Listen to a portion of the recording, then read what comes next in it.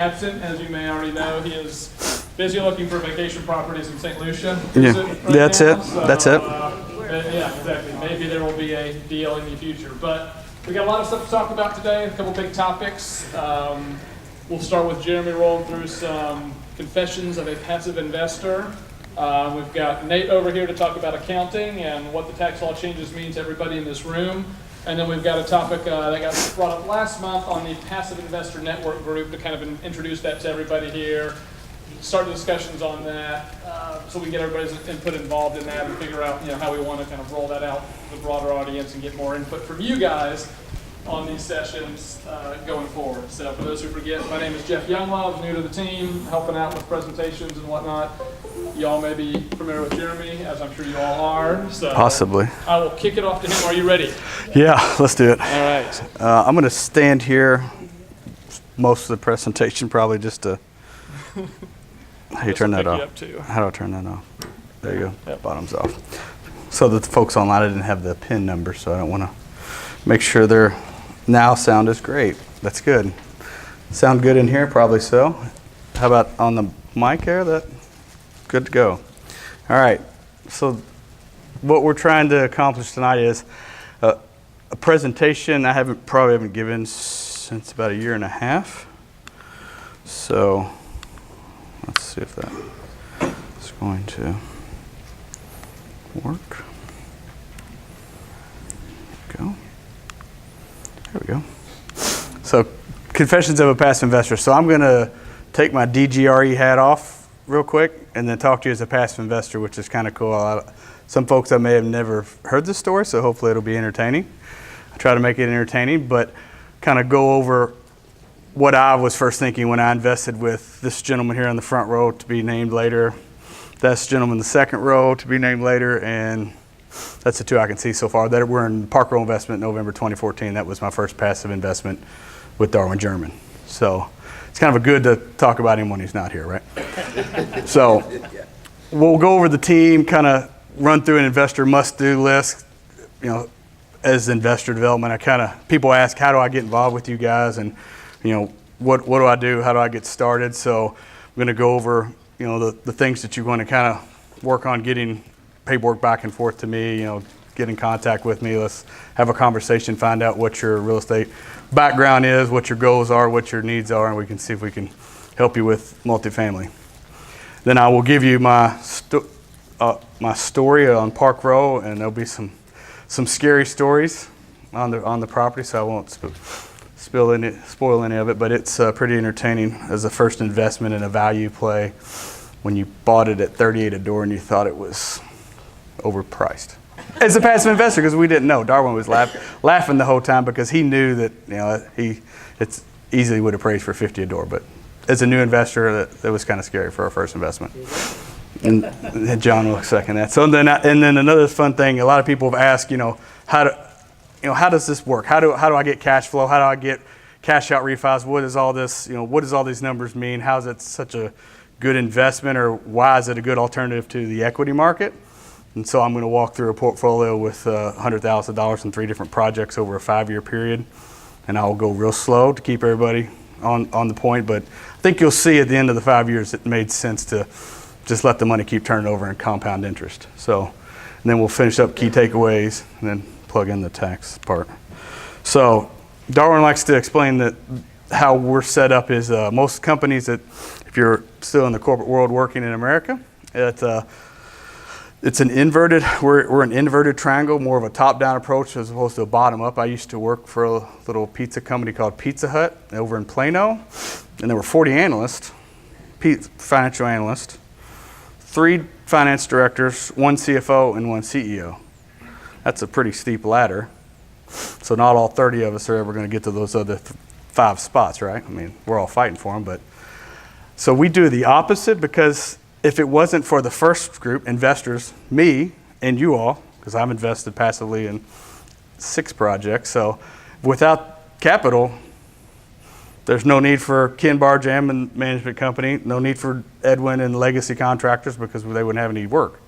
So it's always the way it's supposed to play is the person below helps support the person above them. So the operations management company, construction, they're supporting you all as the vendors to get the property running correctly, get the best price for budget, stay in line with capital expenditure budget. Then below them is the support, and that's a conglomerate of people, as you can see, and that, try not to leave anybody out in no specific order, but it would be Kelly German, who's Darwin's spouse, right-hand woman, I guess that's the right way to say that. And so she's had 25 years in property management experience, so she's, she bounces ideas off of him on how to, business strategy, how to drive the project, and then is kind of a advocate for the management companies because she used to work at a management company. And you got Brian Johnson, the man behind the scene that does all the paperwork and handles all the legal aspect. He's our in-house legal counsel based in Colorado, but I talk to him probably 3 times a week and email 10 times a day. So we're in constant contact. Myself, who kind of focuses on the investors, how to help them out, capital needs. My goal in here is to find out what everybody wants to do in multifamily, whether it's invest $50,000 or $500,000, and what projects you're looking for, whether it's a value play, a yield, a hybrid. One of those 3 is typically the type of multifamily project. And then we've got Brian Hawley in the back, who's the man that rocked DeSoto property, Riverbend, like a champ. He's over on Brookside making it happen now. So he's kind of like a project-specific manager on, managing the CapEx budget and jumping on top of it, that project to keep it running on the tracks. You got Cab Brubaker in the back over there, who's heading up the social media and the marketing side of it to kind of get Facebook, get the YouTube channel up and running. So folks that are going to see this video, like it, subscribe to it so that you can get the updates. We're going to try to get more presence online. I mean, we enjoy these meetings and we're going to continue to do them, but we want to build the brand outside of Texas is the goal. So that's what we're aiming for. And then we've got my man Jeff Younglug over here having a sandwich, getting prepped for his presentation, and he helps with the building the PowerPoints and kind of just the organization of the meetings. And as a passive investor in multiple projects, and what you'll learn more, a KP, he's a valuable asset to the team. So his voice is valuable. And then we got this guy at the bottom.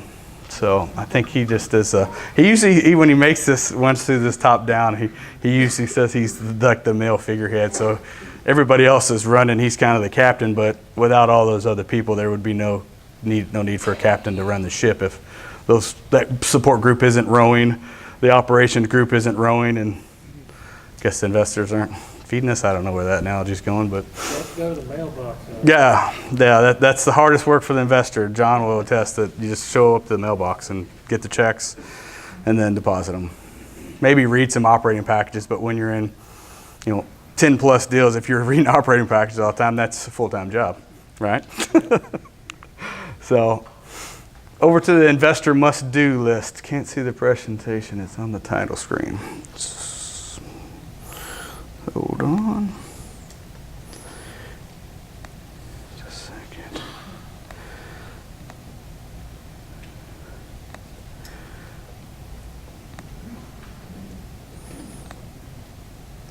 Why is that? Arch. How's that? Let's see if that. There we go. The other was just a top-down triangle. You wanted to take a look at it real quick. Sorry. So usually Darwin has me in the background sitting over here doing all this, so I'm playing Jeremy and Darwin at the same time. So bear with me so that the...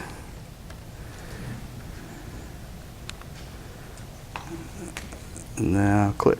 What happened to Jeremy's shirt today? He didn't feel like, it was like a combination of the flashy shirts that Darwin wears and a little bit of color. It's not as pink as usual. Okay, here's the shirt, top-down approach, sorry. All right, I'll go a little quicker. Okay, what to do? Most of this is kind of standard practice, but we want to make sure everybody's familiar with the process because there are some new faces in here that I have not seen. So thank you for coming out on this dreary February, day before Valentine's Day night to learn about multifamily investing. So first is, what type of investor are you? Do you want to strictly be a passive investor, or do you want to potentially be a key principal or loan guarantor? We'll explain what that that is later down the road. But think, hey, do I want to be more involved? Share my balance sheet to get the loan done, which in turn adds additional ownership and equity in the project for you, with some risk, or strictly passive. Hey, I'm just going to park $100,000 and just let the checks come in. Next, you'd want to determine the source of the funds. A lot of folks ask, how can I invest in multifamily syndication? The best way is obviously cash, because it's easier to work with. You have more liquidity. You have more liquidity in that aspect as far as investing. It's quicker to deploy the capital. There are other options. A lot of folks use self-directed IRAs, and I'll plug the one the one that we use the most would be Quest IRA. I've had some partner equity, but some form of a self-directed IRA custodian. You can use those funds to invest in multifamily apartments. 401k, I put that up there because I'm going to tell you a little bit about my story. When I left Pizza Hut, I cashed out my 401k and put it all into a real estate investing. And probably most of you in this room, it's in a different situation because you had 30 more years of investing in probably a lot bigger 401k than I did, but I was okay taking a $30,000 tax hit now as opposed to waiting 30 years down the road. The IRS is eventually going to get that $300,000 that is in that 401k. So for me, I cashed it out early so that I could get more active in multifamily quicker to speed up my passive investment income. So that's why I put 401k, because some folks may be between jobs and you don't have to roll it over to your new employer. A lot of people think that's just standard protocol because that's what the financial markets tell you. But you might need to consult a tax guy, but depending on your situation, it may make sense to cash it out now and not put the money back into an equity market with your new employer.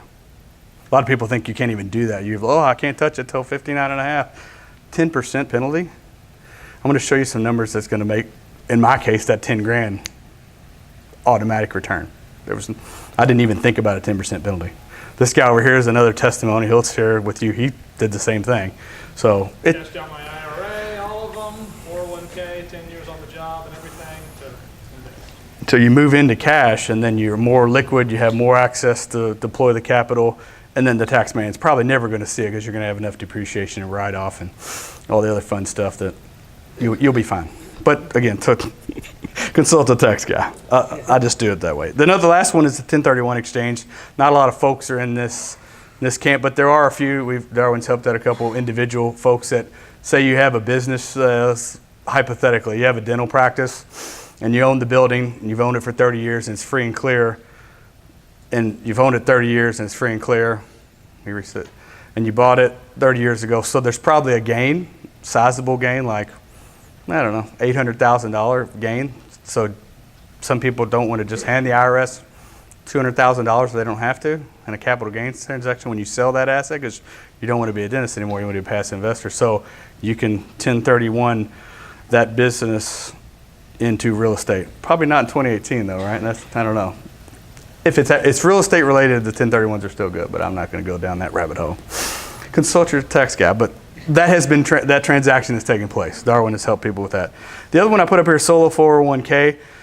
There's some partners that we have in the room that are inquiring about it, as well as partners that are already doing it. They've converted from a self-directed IRA and put all the funds in a solo 401k so they can avoid this thing called UBIT tax. Not going down that rabbit hole, defer to the CPA. But that's another way. If you are no longer employed with an employer, then you should be able to access that fund in a solo 401k is a good option. So I've heard. So the other piece, the main part, a lot of folks here have come to meet us through Real Estate Investing Club. There's no way to get around that. So you came to this meeting knowing, kind of knowing the background, but somebody new that just showed up maybe from a friend that, hey, come to this thing on Tuesday nights, they give away free food. You're probably like, okay, the food was decent, it's Costco, but you're like, what is all this? What does this make sense? Does any of this make sense? Are we really making money here? So I always say educate yourself, and I put up a few things, and some of the folks that may have come from that real estate club may just see that, well, that looks like a multifamily orientation night. Well, it is, but I kind of tweak it a little bit, and hopefully have more personality. So books, and these are true. I mean, these are books. I'm not getting paid for these books. I mean, the Rich Dad, Poor Dad and the Cash Flow Quadrant are the key as far as mindset. You've got to figure out, I won't, totally spoil it, but you've got to figure out how to make money work for you and you not work for money. And in those 2 books, it describes how to do that and what the quadrants are as far as you're an employee, self-employed, business owner, or an investor. And the goal is to be a business owner or an investor. But most of us start out as an employee, right? I started out as an employee, and there's some folks in here that are self-employed. So the key is to figure out how to get to the B or the I. But that's for additional reading. Websites, I'm going to plug the DGRA YouTube webpage. Go to the website, go to the YouTube. We're adding, Kai and Mo are adding multiple videos and 2-3 minute podcast on topics that would be relevant to multifamily for people learning how to do multifamily. So check that out. Another couple other ones that I personally listen to would be Old Capital podcast with Paul Peoples, who's not here. He's hanging out with Darwin, so I hope they're having fun in warmer weather. But they have really good podcasts, as well as they have meetings, and I'll plug it for him while he's not here, and it's recorded. So Thursday they have a meeting in Grapevine that maybe John's probably going. I'll be there. That's an Old Capital speaker series, and they have relevant topics. I think theirs is going to be the tax law changes or something. They'll have somebody relevant to the multifamily space. So those are good meetings to go to on Thursday nights at the Grapevine Convention Center. So check out that. Go to Old Capital. Try to get info on that. Bigger Pockets. There's a lot of good information there. I mean, it's mainly a lot of single family stuff and people trying to make that progression into multifamily. But it's a good basis to understand the concept of passive income and how people are doing it. With 4 houses, 5 houses, it still can be done. That concept of having other people pay your mortgage and it appreciates and you just get a check at the end of the month, that's a pretty sweet thing. So you want to try to learn how to do that, whether it's single family or multifamily. Educational meetings like tonight, hopefully it's going to be educational for you. Darwin usually covers the more in-depth topics, like he'll pull up a quick analysis worksheet and run through every cell for you to show you how we underwrite and analyze a deal. And that Excel spreadsheet, if you were to go to any other group, they charge $1,000 just to look at that worksheet. We give it to our partners that invest with us because it's Darwin's intellectual property and it's been written and rewritten probably 40,000 times over 25 years. So it's a pretty robust spreadsheet compared to some of the other ones you've used. I know my opinion's biased, but I've seen the other spreadsheets. So that's what I'll say about the educational meetings. Apartment tours. We haven't had one yet this year. It's been a little cold. We don't really have big value play to show. Exciting. I mean, we could go to Brookside again, but we usually have apartment tours monthly on Saturdays, and we'll shoot that out similar to how we shot out the invite for this meeting. And those are good events. We usually do them 10 a.m. in the morning at the property. We have properties all over DFW. Hang out there for an hour, go to lunch, do some networking, and then you're done. So if you can spare 4 hours to learn about multifamily on a Saturday morning, I mean, I go. I have to sacrifice. I've got kids in softball, but I still come. I don't know. Those are really fun. I mean, it's entertaining because that's the best way to get, kind of as a new person that that's not joined any real estate club or anything. How else are you going to walk an apartment? You're not going to be able to get into an apartment without having access from the owner. So if you're new and you've come with a friend tonight and you're like, I really want to see an apartment, come to those tours and walk a unit and see what what a C or B class asset looks like. And that was the most valuable for me. It's like hands-on experience because real estate's tangible. So for me, when I see it, it makes sense. We can do it in a spreadsheet and that's fun, but actually seeing the asset and the condition it is much more valuable to me. So it's apartment tours. I'll put Mastering the IRF Triangle. That's kind of a tag word that me and a buddy I talk with, or still talk with, even though I don't see as much of him. He hangs out in Florida a lot more than most. It's and Jeff kind of covered it last month. It's like the multifamily one and that multifamily 101. And the IRF Triangle is more of like it's how apartments are valued versus single family. Whether it's the income, the cap rate, divided. Income divided by cap rate is your value, and that'd be net operating income. So understand the relationship between those 3 variables. It's not hard. I mean, it's really just one division problem, maybe one algebra problem. So most of the folks in here are engineers, so that you got that. It's just three numbers. It's pretty simple. And then always networking. Like go to any event. Go to the Old Capital events. Go to REI meetups on the weekends, like the one that's 2020 REI's having one. I'm going to that Saturday. Why? people say, I don't know, to learn, maybe there's something new. I mean, it's $50. It's continuing to educate yourself so you learn more. I mean, for me, I've been doing this, say 3 years now, so it doesn't sound like a lot of time to some folks here. It's like, oh, this guy's only got 3 years. But that 3 years is hanging out with guys that have 100 years experience. So my learning curve took off. I always refer to it as drinking from a fire hose, because what they hit me with is like, oh, hey, let's do 4 properties in a year. What? How much money do you want me to raise? Okay. So always networking, always learning.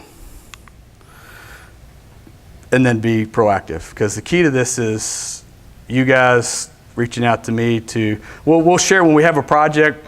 You'll know. It's not like, oh, there's only certain people getting in this one.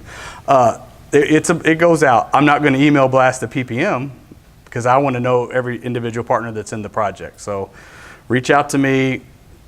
We got to have a complete investor questionnaire from you. That's the SEC thing. That's not us just want to know all your financial numbers. We want to know if you're qualified so that you can invest in this project. So meet with me by phone or person. We'll go over your goals and real estate experience, see what where you are and where you want to go. We'll go over investing with us. Typically, once you share with me your financial information, like an investor questionnaire, I'm more than happy to send you an old PPM to review, either a yield or a value or hybrid, whatever. What do you want to look at? The document's 150 pages, so you can chew on that for a little while, and then we'll come back and answer any questions you have, because I mean, it's a daunting task to go through a PPM. I mean, on Park Row, that first one we went through was intense. You go through it the first time, and then you just flip to the back 12 pages for the project summary afterwards. But definitely read the first one for sure, and the operating agreement, all that good stuff. Funds and available. We'll talk about what kind of funds you have to work with. I'll help you try to find sources. I mean, if you've got a boat parked in your driveway, you're like, I got no money, but I've got this $40,000 boat sitting on my driveway, and you go to the lake 4 times, I can rent you one cheaper than that boat, so we can get some capital. I'll chat with you to figure out ways to get capital. The other piece is how to reserve. I put how to reserve a spot in the next project. There is a hierarchy in how we distribute the PPMs, because we're building a business. So the key is to continue to make people that are happier. So I'll go through the process, like the hierarchy, how the PPM's distributed. Redundancy on number 4. So now we're we're out looking at a property, and now we're under contract. You'll know, because there will be let's call it a teaser email. We'll go out and say, hey, we're under contract on this property, 288 units in Arlington. Here's the 5 bullet points why we like it. Here's kind of the projected return. That's about all we can show you as a teaser. And then you can follow up. I'd like to see the PPM when it's ready. Or, hey, add me to this one here. Put me in for 100. If you're a repeat partner, that right there, you pretty much almost filled out a subscription agreement in my mind. And since I'm managing the flow of the capital, that's kind of what matters. So get the questionnaire in. That's key, because you got to have that in to receive a PPM, even to potentially invest. Review the projections of the PPM. I'm not going to go too in depth with that. But does it fit your strat? Does it meet your strategy? Is it are you looking for a value and you're getting in a yield? Because then I'm not doing my job right. Because what can and always does happen typically in a project, I try my best, but somebody's like, yeah, I want to get in this project. This is great. It's a value play. We'll just paint that picture. And there's no cash flow for 1 year. In the PPM, it said the cash flow is 1%, 2%. This wasn't a cash flowing asset. Did you not see the next year when you're getting a 50% cash out refi? That's a value play. So we'll go through all that and talk about the projects, but I don't want somebody that, my goal is to try to not get somebody that wants a value play and a yield play and some vice versa. Because the yield play is more cash flow. Like it may, by around month 6, it may start cash flowing 7, 8, 9% and then step up from there. And then you call me in year 3 and be like, where's the cash out refi? I didn't see one in the PPM either. It may be year 4 or 5, but we've got to turn this property around, raise rents, get the value up to even attempt it. But if there is an NOI increase and given these cap rates, yeah, we'll do a cash out refi. That's leaving equity on the table. So just want to point those things out as far as how the strategy. So complete return. That's silly. Hierarchy of the PPM and why. So how I distribute the PPM is based on these four criteria. I wouldn't say levels. 4 criteria. So the first folks that get first priority on any property is key principals. There's about a dozen, maybe 15, 16 now, that are key principals or loan guarantors. Key principal is somebody that signed over their balance sheet to help us secure the loan. So they've gotten additional ownership in the project, and they've also probably put up a lot more capital than most. So they have first priority on any project. Then the next folks would be the deposit holding agreement. I won't go into that too much because it's just high level. It's a place for folks to park capital to reserve a spot in the next project. And there are some bonuses to that, so we can chat about that offline. So that's the second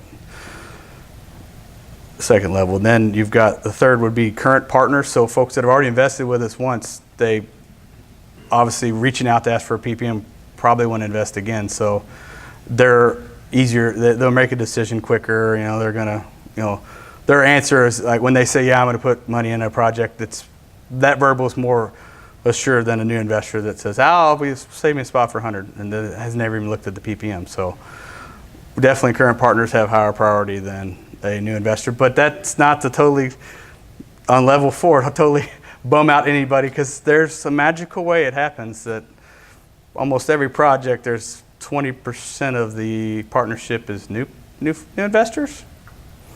So we don't, and I do that for a reason, because some other places overfund subscriptions and then return money. I don't like doing that, so I do it a little slow and more methodical.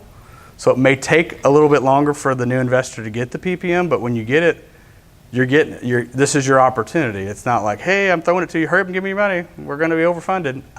I don't like doing that. We only did it once on a project, and it was on Riverbend, and the bank did it to me because the appraisal came back better than we planned, so I had to return capital.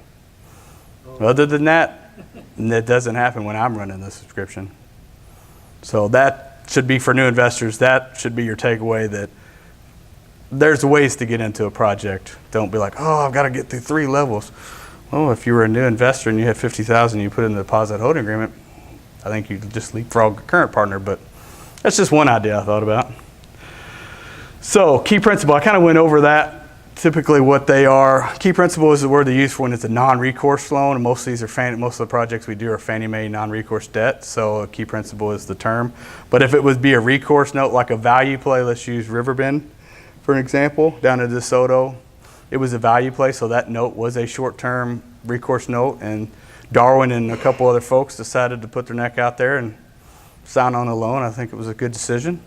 Started cash flowing pretty quickly because Brian turned the project around, but most projects, Brookside was a Fannie Mae, non-recourse. Las Lomas, Fannie Mae, straight out of the gate. So a lot of them are non-recourse. So that means to use a key principal, excluding any bad boy carve-outs, fraud, embezzlement, things like that. The project doesn't come back to you if it goes sideways. Fannie Mae gets it. So on the KP team, people always ask, well, how do I qualify as a KP? What is a KP? What's the typical makeup of KP? The bank, aka Paul Peoples and Fritz at Daugherty Mortgage, they want a minimum of the loan amount. So just to use an example off the top of my head because the numbers are still fresh, Brookside's loan was $22 million. We had 3 KPs on that project. So those 3 KPs, the combination of those 3 KPs was well above 22 million, let's just say that. So, as well as those individuals had post-closing liquidity after investing in the project of about 10 to 15%. Let me do the number for you. So they had $3 million just laying on their balance sheets after they invested in the project, those individuals. So break it down more to a micro level. Individually, typically on a project, depending on the size of the loan, if it's a $9 million loan, then it could be 3 people at $3 million. Everybody has, about $300,000 liquidity after investing in the project. So it's about 10% of your net worth in liquid assets at all times. And that's what the bank likes to see. That's kind of their rule of thumb. When they get a little nervous, they bump it up to 15% and 20%, and then I have to talk Paul and Fritz down off the ledge. Be like, these guys are good. We've been doing it for 30 years. So, but that's typical ballpark. Now, the piece that a lot of people aren't familiar with or don't understand is, I don't know how other syndications are structured and how the KPs are compensated, but we tend to pay our people to help us with loans. So if it's, let's use a round number. So this gets down a little bit of a rabbit hole, but say the split is 80-20, 80% to passive investors, 20% to the DGRE team and KPs. So of that 20%, 5 of it goes to KPs.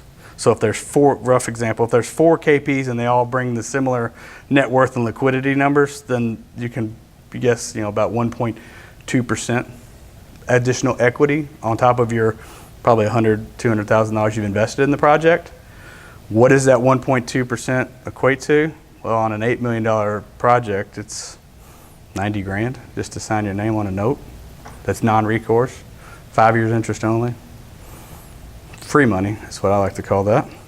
So it depends, because some people may bring more net worth and some may bring more liquidity. So it's not a science, but that's a rough example of how the 5% would be distributed amongst 4 KPs. Because there's some folks in this room that have asked how to be a KP, so hopefully you've taken in a lot of this, and if you ask again, I'll be fine. I'll tell you again, it's easy. Deposit home agreement, glossing over that. Park money in a project before we go under contract, there's some upside. Talk to me to learn more. After you send in the subscription, this is kind of mundane. You send in a subscription, we'll review it, and Brian will countersign it, and we'll send it back with wiring instructions.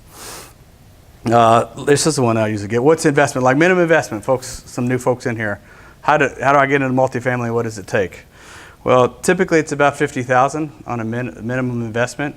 We have had folks invest $25,000, but that's probably on smaller projects because it's based on the amount of capital I have to raise. The SCC kind of holds me to 35 non-accredited investors. What is the non-accredited investor? Somebody that doesn't have a net worth over $1 million, excluding the equity in their primary residence, or doesn't hit an income threshold of 300,000 jointly or 200 individually, something like that. Consult your CPA for the credit. If you Google what is an accredited investor, that'll give you the textbook answer. But an accredited investor's net worth over $1 million, excluding the equity in their primary residence. So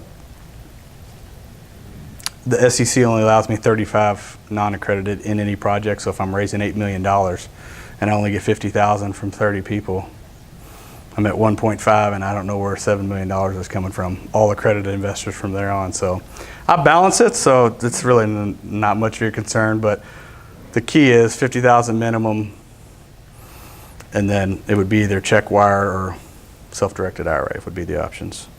Then we do an operating agreement. This is more detail. Close on the property, KP sign. We have a on-site partner meeting usually the Saturday after we close on it, or week or two after, whenever it's convenient for everybody. So we go and walk the property because you want to see, because most times when you invest in this is another key. When you invest in a multifamily project first time, you can't go look at the property before you invest. You can do a drive-through. We don't do drive-bys, we do drive-throughs. So you can do a drive-through, but you can't walk a unit. You can't go in and talk to the manager at the property. That person may or may not be our employee. So for a new investor in multifamily, you're kind of investing, you can see the numbers and kind of get an idea and drive through the property, but you're not really going to get to see the inside of a unit and what the actual strategy, what we saw when we did due diligence. So we have a meeting, we review the strategy of the property, go into some units. And then my favorite part is I always take a team photo out in front of the monument sign, which is usually probably a terrible monument sign that we change out anyway. But the key is the partnership. It makes it feel like a partnership. Like, hey, there's, 30, as they get bigger, it's kind of harder. But a couple of those, we have 30 or 50 partners in a project. It does feel like a group or a team, family investing in projects. So that's my piece. I like the team photo. And then the last part, depending on what type of projects it is, it's either a refinance and repeat the whole process. We usually don't sell unless there's a reason for it. We like to do buy and hold because we want to create multiple streams of passive income. There's some other folks that like to fix and flip, and that's fine. That model does work. In a down market, that model does not work. holding the property for cash flow works in the up and down market, I've heard. Because just to end on this part, most people, I don't know if I've never rented an apartment, but if the building was built in 85 and they didn't change the square footage of that unit, and it was renting for $200 a month in 85, and in 2018 it's renting for $800, which way did the rent go over those 30 years? Does apartment rent go down? It may be flat. I'll agree with you. Hey, we didn't get to raise it 5% every year. But give me 7 years and that rent's never going to go back to what it was 7 years ago. It's called inflation. Cost of materials, replacement costs, things like that. But that's why I like apartments. Now, this is why I invested. I don't know why when I first got into this project. I was a little nervous. It's a little dingy. And this is the weather omniscient. This is Charity and I doing a drive-through of a property in Arlington. So the picture on your left, that's actually the leasing office, but my wife and I drove around it 4 times and never found a leasing office. It's not really labeled. It's a 205 unit complex. You would think that there'd be an awning or something. Hey, come give me your money here to pay rent. I couldn't find it. The picture on the right isn't very, the quality's not there, but that window's broken out and the roof's basically peeling away. The mansard roof, this flat roof's just peeling away. So that was my impression of a value play. And I was like, whoa, this is what we're going to park $75,000 in? So we did. We closed our eyes and handed the check over and we're like, okay, what did we get into? Well, then we get this monthly email that says, guess what? I'm going to be wrong, I guess. Some juvenile individual decided to make a Molotov cocktail and throw it into the boiler in the back half of the apartment and blew it up. Did what? He did what? He or she, hypothetically.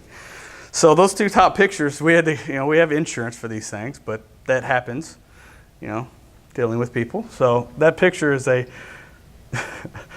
Ken could probably explain it better. What is it, like a makeshift boiler that was out there? We bought it in November, so this is January or February, so it was a fun time. It's a boiler on a trailer. That's the big boiler on a trailer while we had to rebuild where the old boiler went, brand new. So insurance covers all that, but these things happen on apartments. So that's what I want to point out. It's not like I'm just going to park it away and it's going to be fine. It's going to be like a bank CD, and it's going to just go up and up and up at 1%. No, it actually goes higher than 1%, so it's better. The other one down here at the bottom is a fun one. I guess it was an exciting Friday or Saturday night. Somebody decided to crash into the side of the building.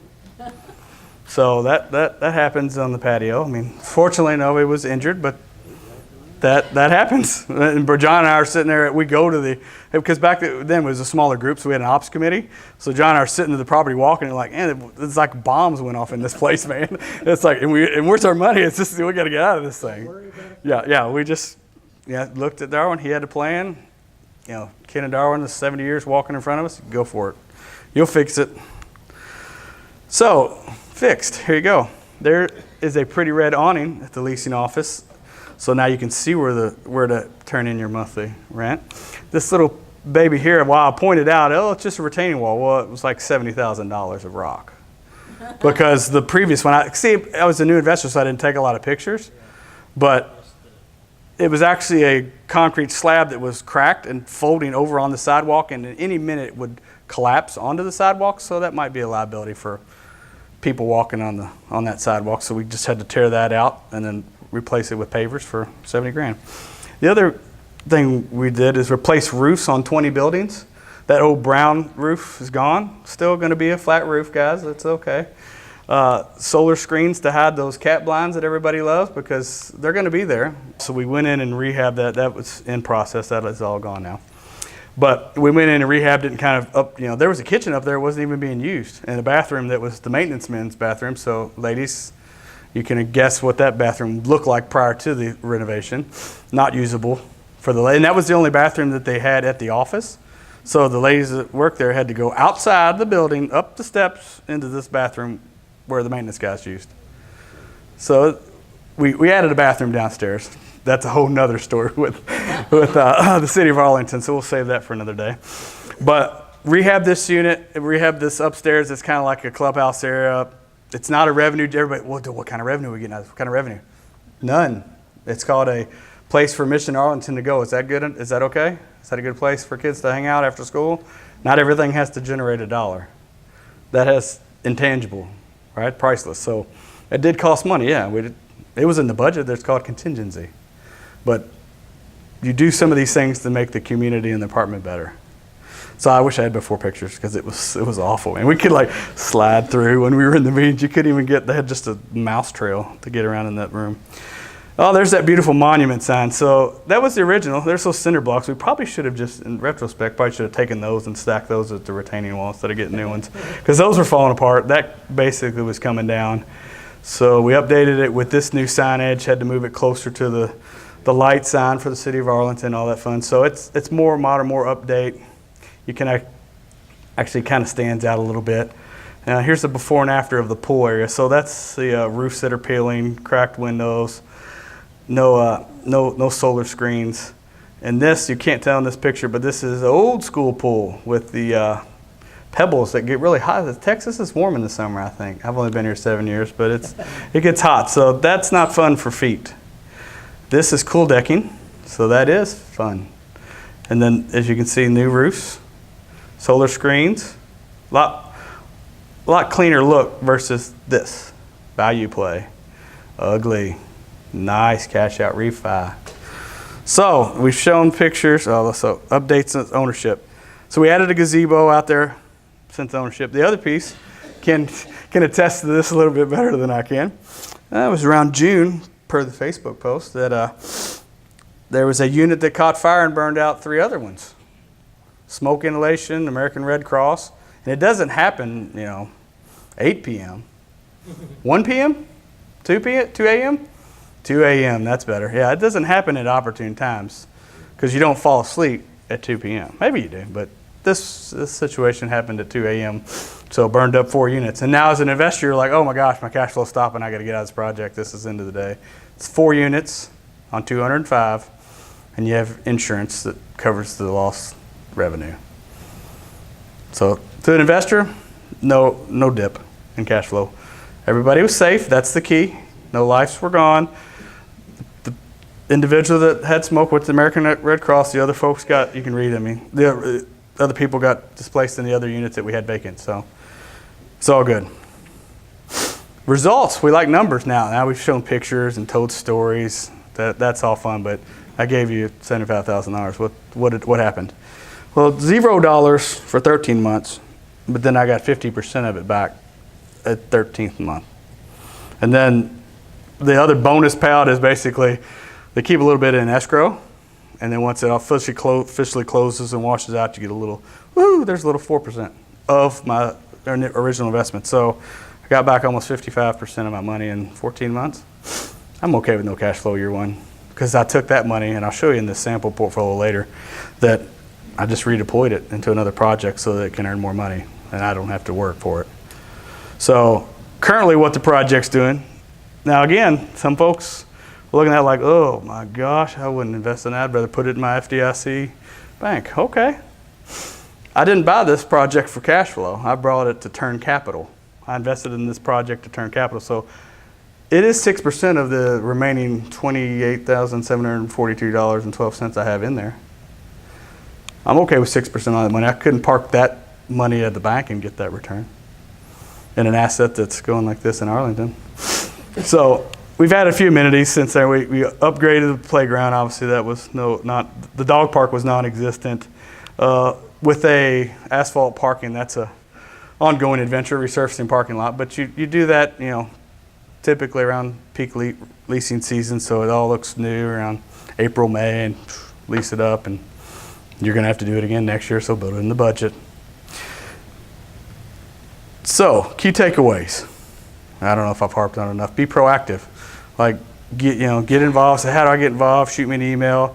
I want to learn more about this multifamily. Tell me more, tell me more, tell me more. I'll be able to see, no investor questionnaire. You're going to get one. Fill that back. Then send that back. Don't look at, I don't know if I want to do that. Well, then you won't get a PPM. That's the stop. There's a process.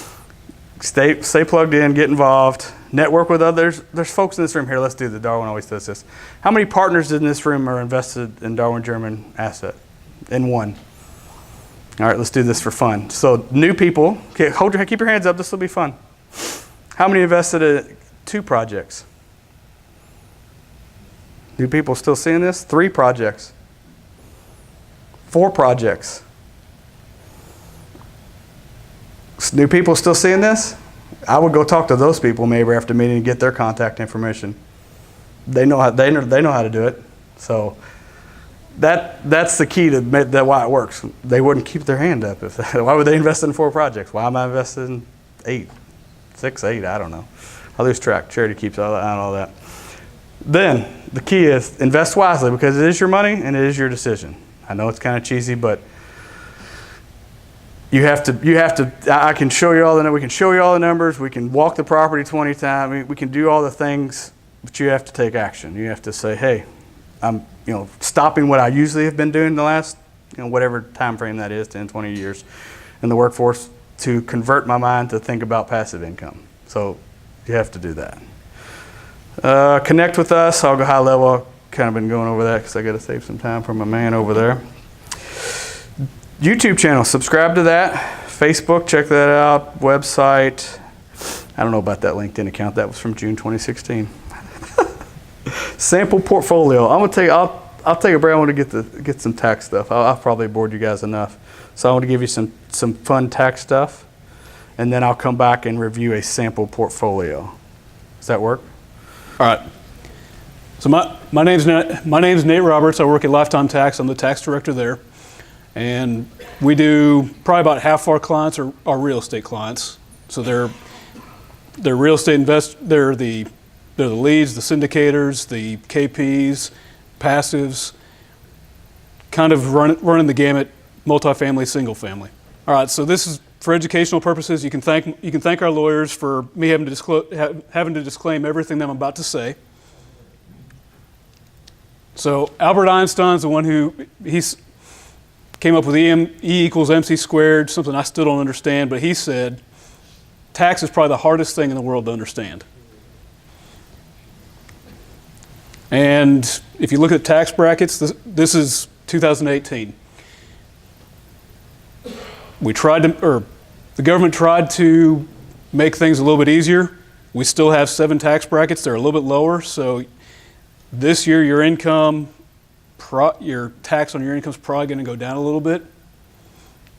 And you've got anywhere from 10 to 37%. Last year, or what you're about to file here come April 15th or October 15th, whenever you get your stuff done, you're still going to be in anywhere from 10 to 39.6%. You can look at all these. If you like running calculators and spreadsheets, this is the slide for you. Now, as real estate investors, the main thing I'm going to focus on here is passive income. So there's 4 types of income. There's ordinary income. It's going to be things like your W-2 wages. It's going to be business income if you're self-employed. There's portfolio income like your interest, your dividends. You've got passive income like your rentals. And then there's a 4th one that they just created starting in 2018 called qualified business income. That one we're definitely not going to get into too much here. I just want to bring it up that it's a new one. It's a new way to start planning around for taxes. Now, so as far as how does passive income work? Passive income is its own little bucket. When you invest in real estate, that's passive. If you have passive income and passive losses, they can net against each other. Depending on how active you are in your real estate, there's limitations, there's exceptions where you can kind of get outside those buckets. Let me start with my notes. So let's say you hop into your first passive deal. You're going to get a K1. You may have some losses. Depending on where you're at, you may or may not be able to use that against other income that's not passive. But if you have passive losses and passive income, they offset each other. So you can have one that's cash flowing and making taxable income. You can have another one that's not, and they cancel each other out so that you're not getting taxed on as much money. Real quick again, we got the under let me just kind of hit a couple high points for you for all the new tax laws. The tax bill is about 506 pages. I'm going to try and cover a couple high points in a few slides. So I'm trying not to put you all to sleep, but this is kind of let you know with there's a qualified business income where if you're a small enough investor, you can get an additional 20% deduction off of some of your income. Lots of rules and things behind that. It's almost automatic if you're single and your AGI your adjusted gross income is under 157,000, or if you're married filing jointly and it's under 315. If your income level is a little bit higher than that, then there's phase outs, there's other rules. And if you're into medicine, law, tax, anything like that, then a lot of times those are not as favored by the government, so we don't get quite the same deductions. Also, something that y'all are going to see is when you're investing, you're going to have a lot of depreciation. Appliances, leasehold improvements, a lot of these things are going to qualify for a lot of depreciation. Between now and I think it's actually December 31st, 2022. You get 100% bonus depreciation, and then for the next couple of years, it kind of starts tailing off, and 80%, 60%, 40%, 20%. Another thing that's going to be a little bit different this year is entertainment's no longer deductible. So if you've got a business partner or somebody who's wanting to take you out to the Stars game or go watch the Mavs, that part we used to be able to take a 50% deduction for. Now they've just written that one completely out. Then there's also another change this year. The Trump tax plan, the standard deduction has changed. So it used to be you were about $6,000 if you were single, $12,000 if you were filing jointly. That's about doubled going forward. And under the tax plan, there's also the itemized deductions have changed. So probably the biggest one everybody hears about is the property taxes. Whatever you're paying on your house, if you're paying $5,000, you can take that deduction. If you're paying $8,000, you can take that full deduction as an itemized deduction. But if you're paying $20,000, you're capped at $10,000. So that one's changed slightly going forward, at least through 2026. But that's just personally. So if you're a real estate investor, there's different rules. You don't have to worry about this hitting you on the real estate side. So just you can breathe a sigh of relief right there. Another one's going to be mortgage interest. Same sort of deal. On your personal residence, you're limited on up to about $750,000 of the qualified mortgage debt. But on the real estate side, interest is interest. It's still an expense. You can still deduct it.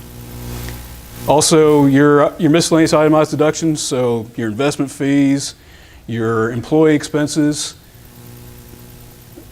union dues, IRA, custodial fees, those sorts of things that you can still take them on your 2017 taxes, but those we're not able to take anymore starting in 2018. So these are some things where start talking to your tax guy, start seeing, hey, what can I do? How do I start maximizing these things?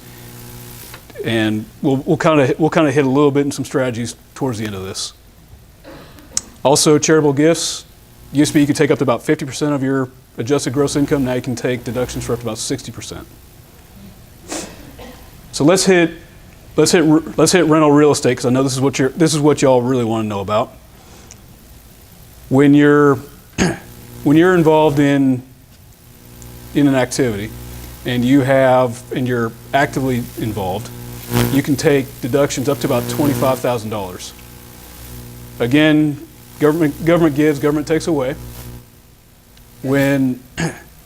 If you're actively involved and your AGI gets over $100,000, so if you're an engineer making $150,000, this is going to be pretty hard to come by. But if you're in real estate and your income's around 100, then if you're actively involved, there's a range where you can actually take some of these losses and apply some of this against other income, whether it's interest income, whether it's your wages, and that'll help bring down your taxes.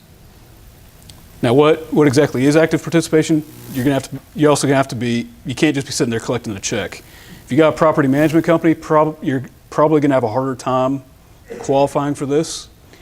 But if you're out there making the repairs, if you're making tenant decisions, if you're just involved in kind of some of the day-to-day operations, then you're probably at least actively involved. This is kind of a lower threshold than the next one I'm about to hit, which is the real estate professional. Real estate professional is going to be if you are actively involved, and there's a couple little key things here, but one, you have to be active just like what I was talking about. You also have to have at least 750 hours that you're involved in it.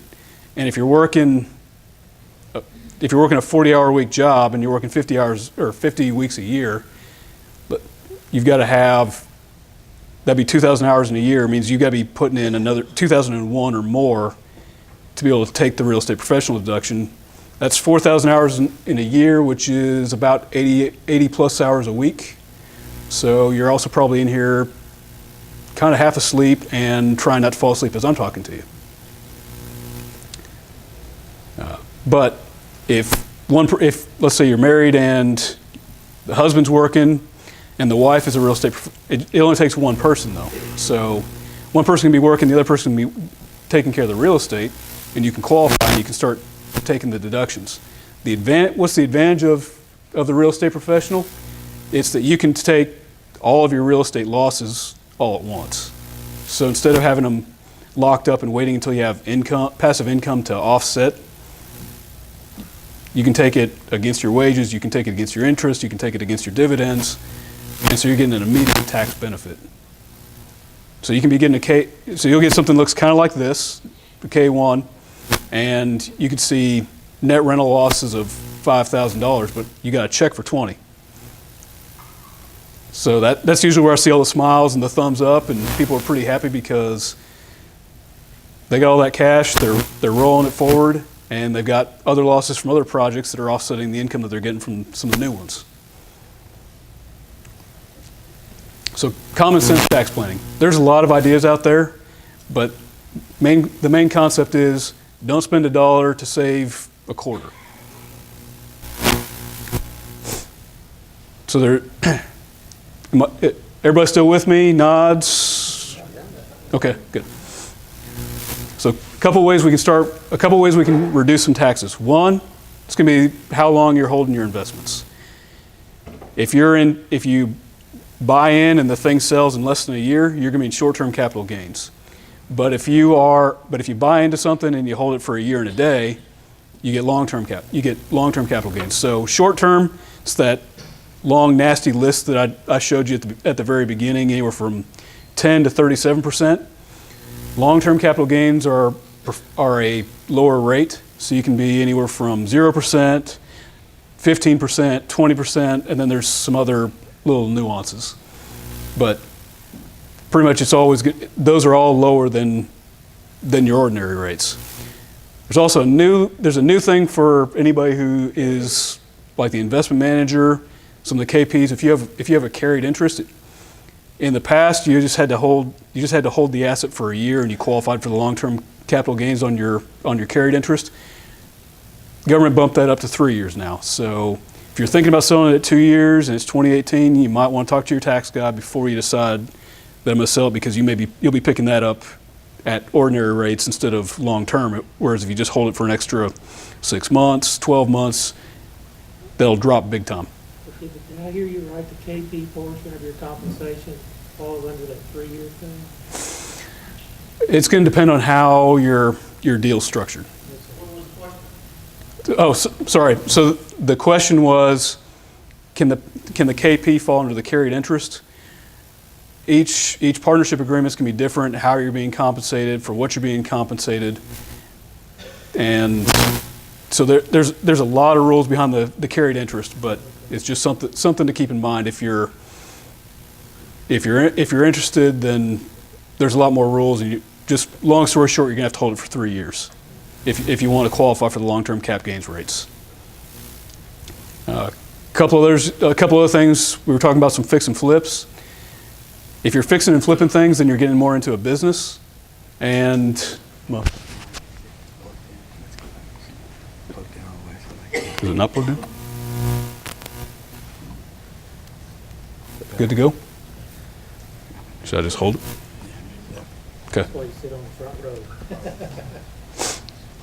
All right, so like house flipping, if you do one and you're kind of investing, you just happen to do it as an off thing, it's not so much a business. But if you start flipping 2, 3, 4, 6, 8, 10 houses a year, suddenly you've got a lot more time into it. It goes from a rental or an investment type deal to an actual business. And there's some self-employment tax issues that you probably should be discussing with your tax guy. Why is this a big deal? Because when you're doing a business, you also pick up self-employment tax, which is another 15.3%. So your margin or your ordinary rate may be 25%, maybe 37%, but tack on another 15.3% on top of that, and you're suddenly paying a lot more in taxes. Some ways to legally avoid this would be to set up an S corp, pay yourself a reasonable wage. What exactly does that look like? Again, it's a facts and circumstances thing, but just something to consider if you're doing something that's more of a business. Same thing if you're doing lots of owner financing.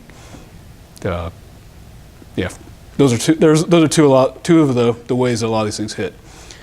Also, just watching your thresholds as far as doing some planning. If something's going to start phasing out, knowing when to take a deduction, when to hop in, when to hop out, and then like if you're going to take IRA distributions, just make sure you're taking only what you need, or maybe front loading one year or another, depending on how much income you think you're expecting that year. So let's say if you have no tax planning. Let's go back to my real estate example on the $25,000 rental phase out. $300,000 over 2 years. No tax planning. If you're at $150 each year, you're completely phased out. If you do some tax planning, maybe you go up to $200 one year, but the next year you pick up just $100. You're able to take that $25,000 deduction. So this kind of helps legally shift your income, and allows you to figure out a way to have some tax at a lower rate in 1 year than another. So you may pay a little bit more in year one, but in year two you save money over the two.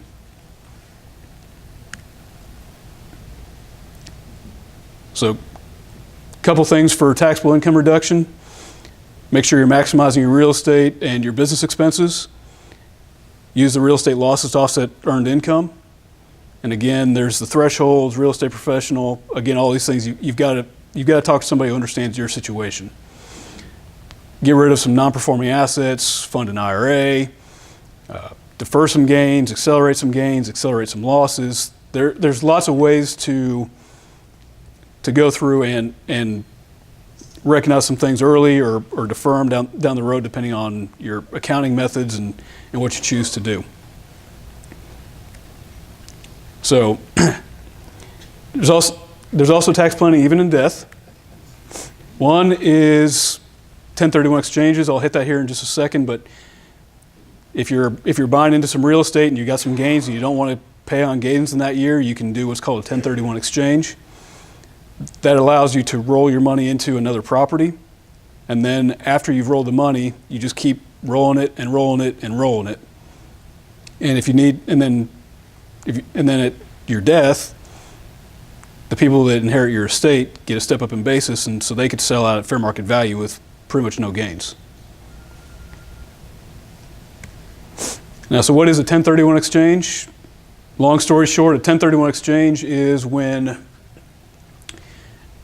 I buy an apartment complex, I'm holding it for a couple of years, and then I use a qualified intermediary. We sell it, and within 45 days I have to identify another property I'm going to use, and then I have to close on that within 180 days. So there's a lot of rules, but if you're deferring $20, $50, $100, $200,000 or more in gains, sometimes the costs and the cost and everything can more than pay for just getting it all rolling. And then if you're gonna do it, you also probably want to you probably don't want to start just flipping things, because then the IRS can come through and start challenging it a little bit.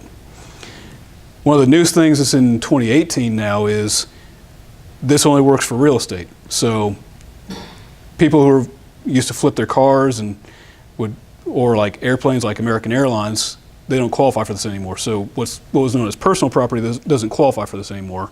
It's just real estate. So we got lucky, a lot of other people didn't. And our goal is to make sure that we pay taxes legally, but we don't want to pay more than we have to. So another one that I didn't put up here is there's two taxes, those for the informed and those for the uninformed. And I'll just kind of hit one other thing, because I know some people like to do investing through self-directed IRAs and self-directed 401ks. And then there's also the Roth 401k and the Roth IRA. So there's a lot of ways to do this, but there's an unrelated business income tax. So what's the difference here between everything that you're investing for in the stock market and any bonds, anything like that, versus investing in real estate? So there's exceptions to what has to be taxed, and so those are outside of that.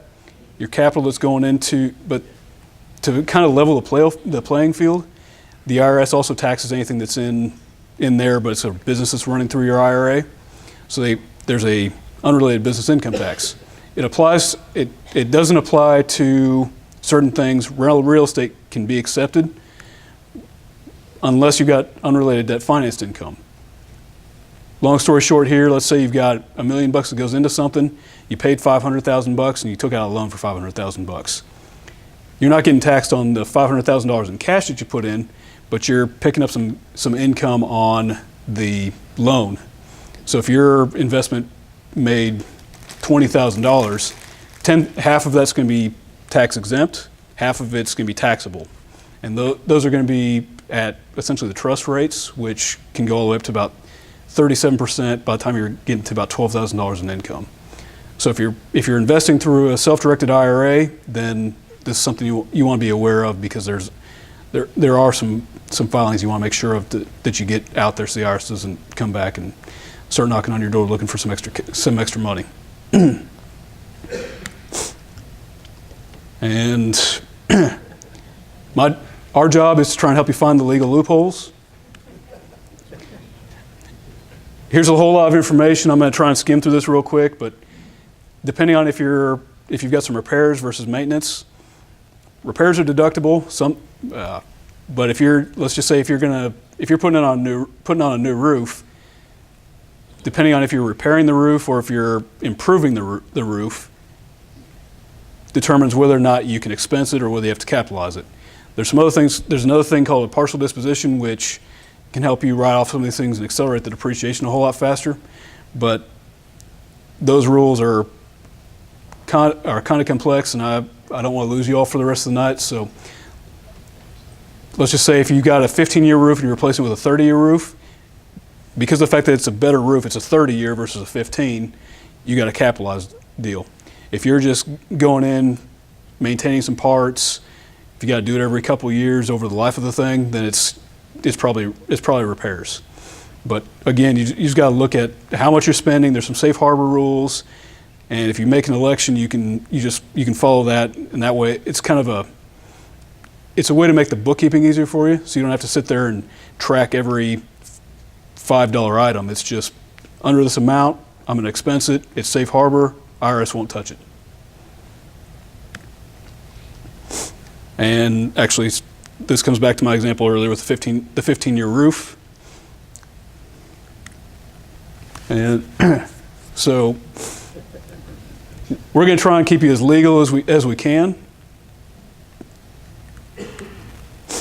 But also, just here's some things. If you're involved in real estate, what are some common deductions? This is a question I hear a lot. You've got advertising, you got auto, you've got repairs and maintenance, cleaning, bank fees, interest charges. I mean, pretty much if it's helping you run your business, then there's probably an expense for that. Property tax is another one. Again, personally, you're capped. Real estate investment, it's an expense that you can deduct. And then there's educational seminars. Some of those everybody's going to say that their expenses are deductible, but for seminars and investment related costs, then you've got to look at what's being provided to determine whether or not those things can be deducted. And here's a couple other little tax ways you can drop your taxes. Principal residence, if you've lived in it for at least 2 years, then you can and you're single, you can exclude up to about $250,000 in gains. Married, and it's your principal residence, $500,000. You can rent your place for up to 14 days, and there's an exclusion for renting your residence. Funding your Roth, funding a 529, using some of those expenses for education, Coverdell's, education expenses, shifting money down to your kids. And then after you've saved all the taxes, and you kick back and you figure out a way to enjoy yourself. So, all right. Cool. Thank you. All right. Questions? Anybody that's still awake? Anybody Yeah. questions? Somebody's got some. One off will do like 3 or 4 questions because we got to get to the most exciting part of this thing, which is the sample portfolio. I mean, how do we make this thing work? So, 3 or 4 questions. Yes, sir. Can the passive loss go against the capital gain?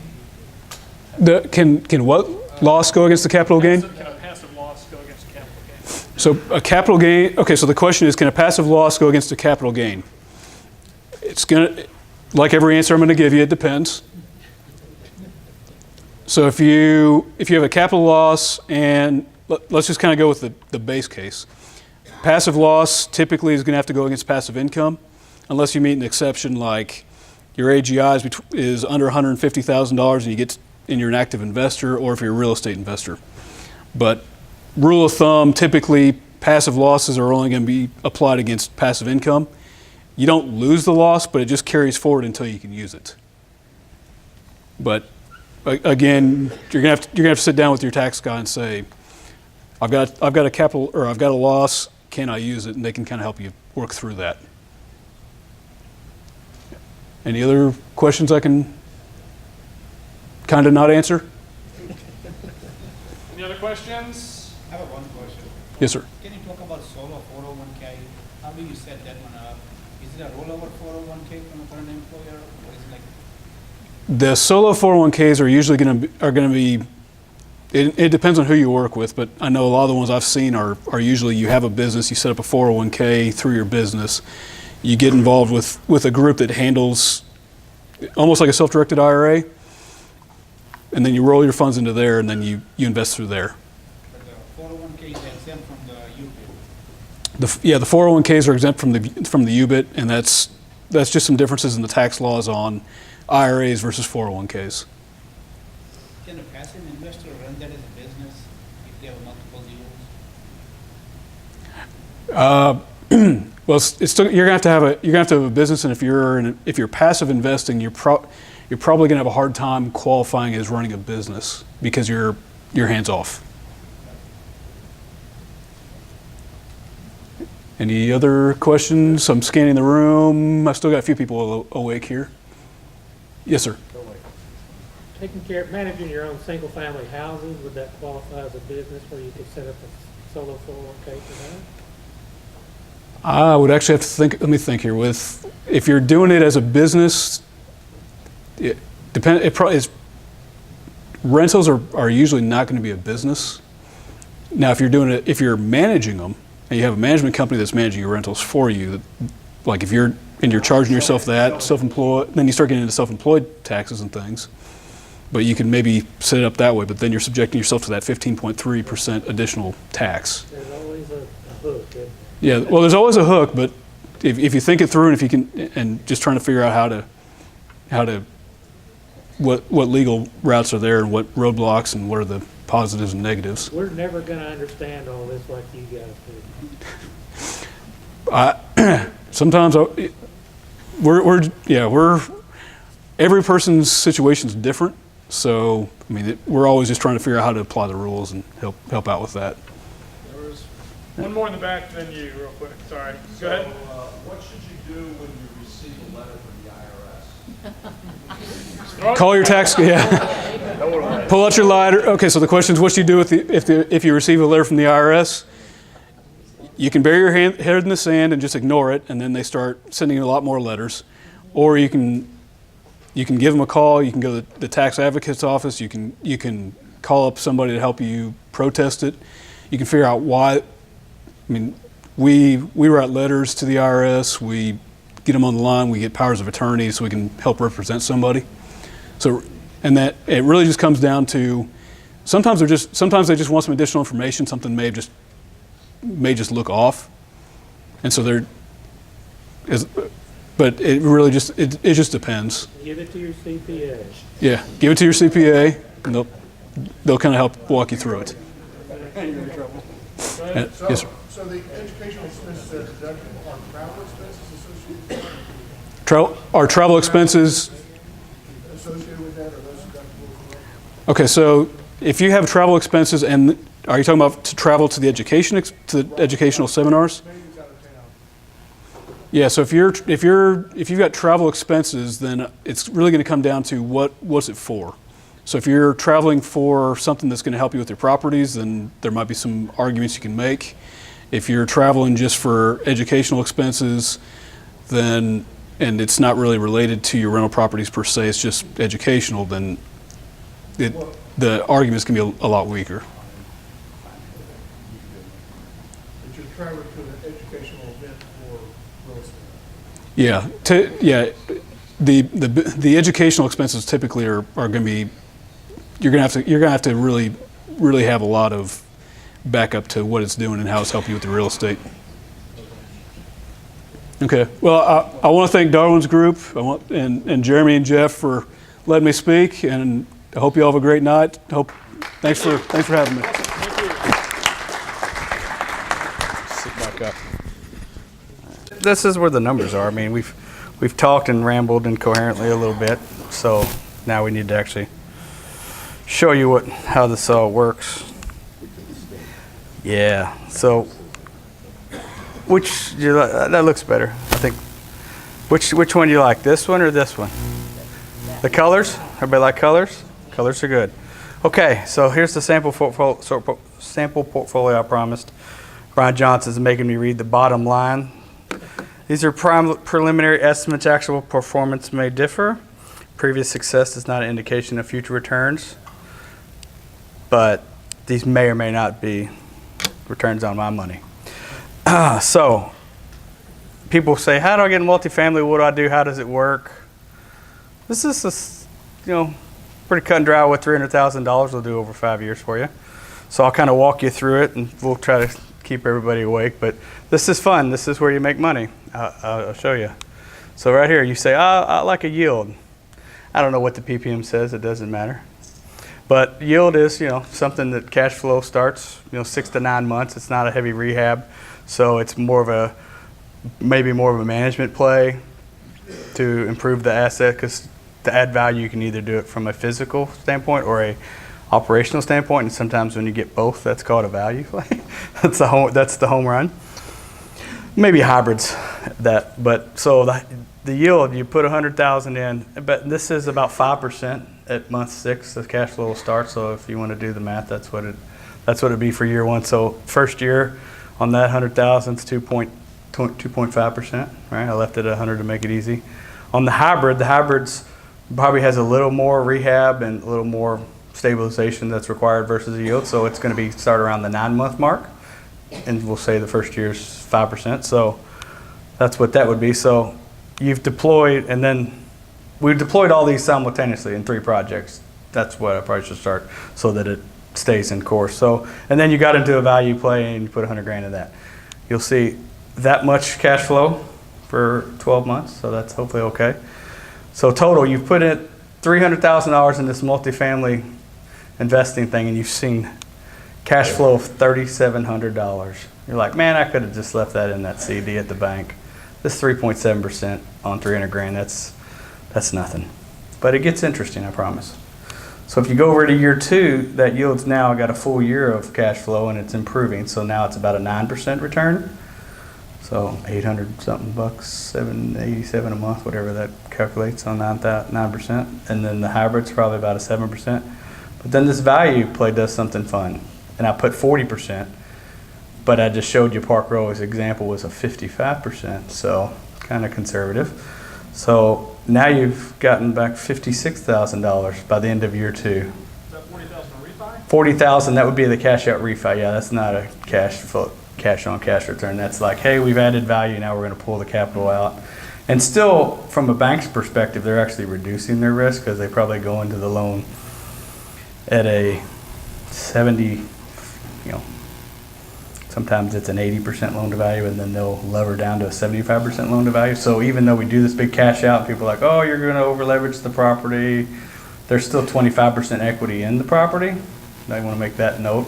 So you're getting 40,000, but as you'll see, there's still your 100 grand is still in there on the back end. So at end of year 2, you're at $56,000. So that's getting better from a return perspective in real estate. I'll layer on the tax fund later, but. So we'll go to year 3 now that we've increased rents, we're improving operations more on the yield. Now it's $1,000 a month on a $100,000 investment. That's pretty easy money. That's mailbox money, right, John? Yes, sir. So that looks pretty good. Now this hybrid's going to do something. We're going to have a cash out refi here, and I'll put 30%. I can talk to a few partners and Tribeca Point, and it'll be above 30% cash out refi, and then I can point to probably one of the best hybrids I know called Sunset Heights was a 60% cash out refi in 14 months instead of 3 years. Jeff's excited. He only had a little nickel in there, but he got a lot of that nickel back after 16 months. So 30% on a hybrid, that's pretty low, but we'll keep it low for conservative numbers. And then this value play, man, this cash flow is only 5%, $5,000 for the year on 100 grand. You weren't investing in this project for cash flow, right? 5%, 6%. It sounds like Park Row if I had to guess, and that's what you were investing the value play for, to get back. Because there's no other investment out there that you can use leverage and pull out half your money and not pay taxes on it, because I won't, from a tax perspective, it's a return of principal, right? It's until you get above your cost basis. That's just a return of principal. So redeploy that, don't spend it. And I'll show you why in a second. So by year 3, let's just add up these for fun. So by year 3, you've gotten about $106,000, $107,000 back. Then you invest 300 grand. So you have 33% return. So now it sounds more like 11% per year. That's getting better.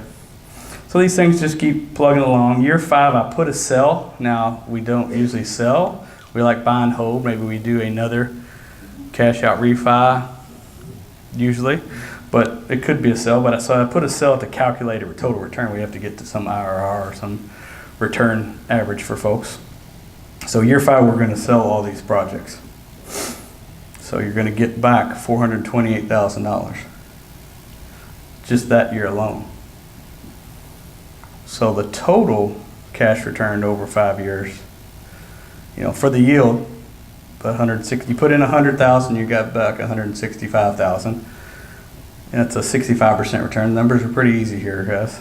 Then you divide that by 5, it sounds like 13%. That's a pretty good return. Then you've got the hybrid, which put 100,000 in, it's closer to 190,000, so it's almost a 90% return, or 18% return per year. That's really good, I think. And then everybody looks for the unicorn, the value play. There's not many of those out there now. I don't want to set you up for failure, or you're digging through the 50 ppms you've got and you're going to get really a 20% return, because the market's changed since 2014 when we bought Park Row.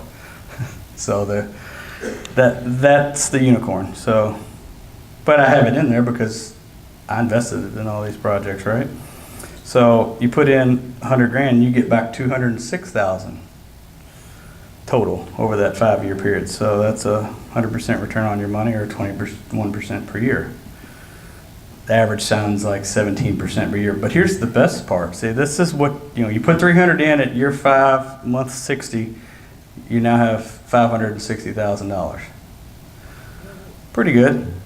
But what if you took these little buckets here, this red and yellow, and said, well, I'll deploy that money again because I want it to turn over and get more passive streams of income, and you invest in just we'll call it a hybrid, and put 50,000 in and a yield 50,000. So we've got this add 10K and add 20K, but by year 3, you had $106,000. If you didn't use that money, which I just keep turning it over until I get to a point where the passive income per month is pretty fun and my wife gets to retire. So I don't touch any of this money. I just put it into the account. So I redeployed 100 grand of the original 300,000. Some hardcore finance people are like, well, you've invested 400,000. Nah, that's not new money. House money. That's you're playing with the house. John described it exactly right. That's house money. So now you've got the other 100,000 working for you, and I tied it up to when the cash flows would come. So here we go, a hybrid. At year 3, it's going to be 625. So it's 5% on 50,000. So it's half, right? Half of what that hybrid would pay out. Straight math. And then it goes to half of the 7,000. Oh, and now it's going to be half of the 30, because it's a different it's another project. You're invested in 5 properties now. And then by year 3, you still have 2 more years left in this project, but you've got another 19,000 that's in your pocket on a $50,000 investment. You didn't do anything. You just we handed it back to you, and you handed it back to us and put it in another project. It's not very hard. That's pretty easy work. The yield project. So you put it 50 in there after you've gotten the refi in year 3, plus the additional sum of the cash flow here. Again, we had 107,000 by the end of year 2, so you can invest in 2 more $50,000 investments. It's 1,250, 4,500. See, that's half of the 9,000. 450, and then half of 12,000. So the total. Even though it's 2 years, you still have 3 more years of a runway on that project, but you've gotten back $5,000 on a $50,000. So it doesn't sound like a lot if you're looking at it per project. Oh man, I'm only getting 3% return on that money. But that money was just sitting. We just handed it back to you free out of your initial investment up here. So you have to combine those, right, to really get the true number. So you add. Come down here, $300,000 totally invested over a 5-year period. And then as you can see, the columns, 3750, 56,000, 47, 625. We got to throw in it doesn't seem like a lot, but it turns into a snowball if you can, that's just with 300,000. So I'll show you the next page that'll really drive this point home. So the next year you've got 30,000 because it adds to the 4,700 plus the 26. Year 5, you've got 428 plus the 20. There you go. And here's your totals for year 5. You take the 24 plus the 560, it's 585. So you only invested in one value play. All right? All the others were rinky-dink yield and hybrid plays, right? I'm not going to invest in anything under 15%. That's crazy. Good luck. I will, because I'm investing free money, the house's money. So, and then if you look at it, the snapshot, 4% doesn't sound like a lot, but I'm pretty sure they still have 3 more years on this 50,000 that the cash flow will go back up. So you keep turning the money. So let's sum all this up. So everybody with me so far? This is exciting. This is where it all comes together. Everybody always asks how it works. Take 100 pictures of this slide. This is how it worked. Past tense, worked. How it works. If you can get into these projects, that's how it will work, but this is how it worked with my money. So overall, if you add all that up, you're really over the 5-year period with that original 300,000, you're almost 95% return of your money, almost a doubling of your money. What's doubling 300,000 sound like? 600 grand? Yeah, that's about right, roughly. So a 19% return and 5 projects, and one, two, three, 4 of them were below 15%. So the key is the volume, size, taking action in multiple projects. Don't wait for the golden goose of a 20%. I'm just saying that as a passive investor because I had no folks that are like, I can't touch anything under 17. I don't, it's sitting in a checking account doing nothing right now. I know it is. It's not, it's a sleight of hand. So that sums it all up. But here's the fun part for me is this little math thing. I don't know. This is the one thing I like. So everybody asked about when I was a finance or accounting. I didn't really like accounting because it was like reporting the past. Finance was fun because you report the future. Like, yeah, I'm gonna, it's crazy. It's out there, but when you report the future, you can show this slide. And a lot of people say, what? Oh, yes. This slide. Why is that? No. But when you get out of corporate America, you forget how to run PowerPoints. Bummer. That's great. That's a great problem, sorry. It'll be 3 years. I haven't had a W-2 for 3 years. And then do this. Now we're rocking. So everybody take a look at that. And this will be the fun one. This is all legit math. This is just simple math. It's called the Rule of 72. And this is what I guess made me a finance guy, because I'm like, whoa, tell me how quickly I can double this money. So I went ahead and gave you a little table. Here's your returns. If you get 12% per year, your money's going to double every 6 years. If you compound interest, if you don't touch it, right? Just let the 300 grand sit. And if you get 12% in 6 years, you have $600,000. And I'll show you down here, right? It's 550, right? 15%, 4.8. 18%, 4. 21%, 3.4. That's why everybody shoots for the value play, because you're turning the money in less than 4 years. Everybody would want to double their money in less than 4 years. Who doesn't want to do that? Sign me up, but there's no applications anymore for this number. So here's the 300 grand again. Same number across the board. 12%, 5 years, it's almost doubled. 8 years, it's 800,000. 11 years, it's 1.1. So for quick math, year 12, it would have doubled twice, right? 300, 600, 1.2. So even at 12%, if you set 300,000 and didn't put any more money over 12 years, didn't you turn it into $1 million? Projections. These are all fun numbers and spreadsheets, and all financial advisors show you that because it's, that's the equity market or something. But that's exciting, even at this number, 12%. So I'll start with that one. But I'm still invested in those 2 projects all day, every day, because the money's obviously going to double quicker at year 5. It's already doubled. It's almost doubled doubled again by year 8, and then it's doubled on 15. It doubled at 9.6. So you still are you're well above 1.2. And then of course the 18% is the fun one. But let me go back. I don't have the other slides, so you just have to believe me. That the other slide, even with all those other investments that were below 15%, wasn't the overall portfolio 19%? I didn't put that on there because nobody would believe that number.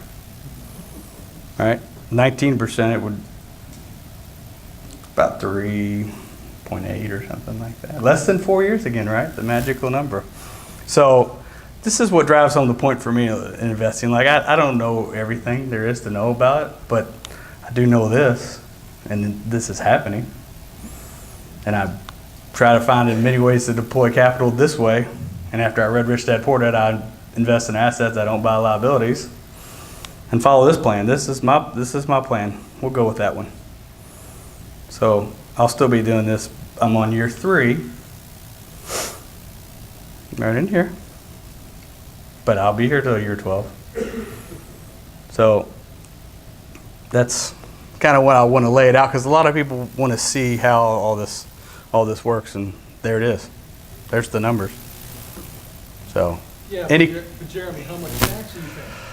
Oh, Bill, great question. Taxes. There would be some tax action at the end when we're selling the properties, but you would do may possibly do a 1031 exchange if this was your own investments. It's harder to do in a partnership of 50 people. I'll level set your expectations there, but you're going to have passive income and passive losses if you continue to invest over that 12 years. It won't be the same as what you're working and getting paid at ordinary income taxes. Correct? That's a fair statement, right? If you made this amount of money, depends on the situation. Check your tax guy, but Yes, you're correct, Jeremy. that's right. I mean, I don't have a WG, so I don't even know what those numbers are anymore. So all my money comes from this that helps me offset a W-2 of my wife. So I'm doing what he said at the end, have 2 people doing both pieces that you can attack it easier. So Because potentially that would all be capital gains, so it's going to be less taxes to start out with. yes, and potentially consult your tax advisors for the specifics, but the key takeaway is that you deployed $300,000 and you didn't do anything for 12 years. Go back to work, go back to the beach, go do something that's your hobby, go build cars, I don't know, go build wooden houses, little single family houses, do your hobby and let the money work for you. All right? So I'm going to turn it over to Jeff. Did I knock it out in 10 minutes? Hey, 8:35. Yes. So I'll turn it This will over be to real quick, guys, then we're going to wrap it up because I know we've been here a while. Where's my nope down? Let's do this. No. Tax law changes. All right. Here we go. Ping. We like fun acronyms. Yes. Real quick, guys, before we get going here, before we wrap it up. Ping, you may have heard Darwin mention this in the last meeting. Passive Investor Network Group. We want to get feedback from you guys. We've been doing this for a while. I've been in that chair a long while. I've been in other chairs similar to this for long whiles as well. We want to start getting y'all's feedback on all kinds of things. And this is just some examples I've put together of stuff like this. We're looking at possibly quarterly meetings discussions. We might use next March as a sample to kind of get people's feedback. I'm still working with Darwin and Jeremy on the logistics of it. But what do you like from these sessions? What do you want more of? What don't you like about the sessions? The location, the topics, the length, whatever it is. What can we improve on as a team? Because at the bottom line, we all succeed together, as Jeremy shows on all the slides and all the numbers. The more we can help you guys understand stuff or provide stuff for y'all and me, because I'm a passive in 5 deals out there as well, the better we all can do and better we can all succeed. But we want to get your feedback. So we're going to work on a session like this, a forum. We'll have microphones. I'll work on getting those working between now and March. But like the communications, the monthly presentations, what do you like, what don't you like, the content. Do you like email, text, other kinds of communication methods? Are you going to other presentations and they're giving you guys information that you think would be valuable for us to present to you? Are you getting other types of things from other leads you're working with and stuff like that to kind of help you understand your investments better? Things like from the Passive Investor Network, growth of our team here, referrals, marketing. Darwin mentioned a scorecard. Can we do some scorecard on how we're doing as a team here? So just kind of whet your appetite a little bit that this is coming. We want to get y'all's feedback, good and bad. Good. Yes, exactly, the bad ones. But start thinking about things like this. I do not have a Darwin Druin email address yet, so if you have things that you want to recommend for topics or something like that, email Jeremy, put ping in the subject line, and he'll forward it to me, and I'll collect them. And then for our next session, we'll kind of just basically have a working group, we'll talk about a few things, but then we'll get into the details of this and get y'all's feedback, because we definitely want to take the stuff that we're doing well and expand on it and give more of that, and the stuff that really doesn't give any value or anything like that, we want to kind of knock that out, because we all know it's 8:30 on a Tuesday night, and we drove all the way out here, and we don't want to waste people's time with that kind of with stuff that doesn't add value. So just a little teaser for that. Anything else before we close out for the evening? Jeremy, what's in the queue for upcoming projects? Do we have anything at the moment we want to disclose or to talk about? I mean, we've looked at 4,000 units last month. So they've looked at 4,000 units in the last month. They're looking at lots of deals, 4,000 units or 4,000 doors you looked at. Nothing's getting above that 12% threshold. It's not any good deals right now. Prices are kind of sky high, but they're still scouring. I do not have any updates at this point. No, nothing different from what we talked about last month. So, but I'll get with Darwin and we'll get you guys some updates on that. The updates will come out probably in the next week. Updates in the next week. I can tell you Tribeca closed, about that. Refi on Tribeca this month is the question. Yes, it is. Well, thank you all very much. We appreciate you coming out this afternoon, this evening. We'll see you next month. I encourage you to share this information. It's free information for everybody so that they can learn also. Like our Facebook page and subscribe to us on our YouTube channel, Darwin German Real Estate Investments, so that you can get all of the content. We go through everything, give it all away to you, educate you so that you can be informed and educated investors, and happy investing.